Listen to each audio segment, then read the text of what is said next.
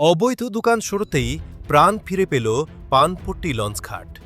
৩ দিনের আল্টিমেটামের পর বদলে যেতে শুরু করেছে পানপট্টি লঞ্চঘাটের চিত্র। আগুনমুখা নদীর কূল ঘেঁষে ব্লক দিয়ে নির্মিত বেড়িবাঁধের ওপর দীর্ঘদিন ধরে গড়ে উঠেছিল বেশ কিছু অবৈধ দোকান ও ঘর। এতে একদিকে যেমন বাধাগ্রস্ত হচ্ছিল মানুষের চলাচল, অন্যদিকে নষ্ট হচ্ছিল পানপট্টি লঞ্চঘাটের সৌন্দর্য।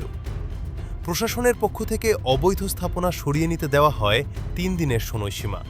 এরপর অনেকেই নিজ উদ্যোগে তাদের ঘর ও দোকান সরিয়ে নিচ্ছেন। অবৈধ স্থাপনা সরে যাওয়ায় এখন আবারও উন্মুক্ত হচ্ছে লঞ্চঘাটের ব্লক। ফিরে আসছে স্বাভাবিক পরিবেশ এবং সৌন্দর্য। আগুনমুখা নদীর মনোরম পরিবেশ আর পানপট্টি লঞ্চঘাটকে ঘিরে রয়েছে পর্যটনেরও সম্ভাবনা।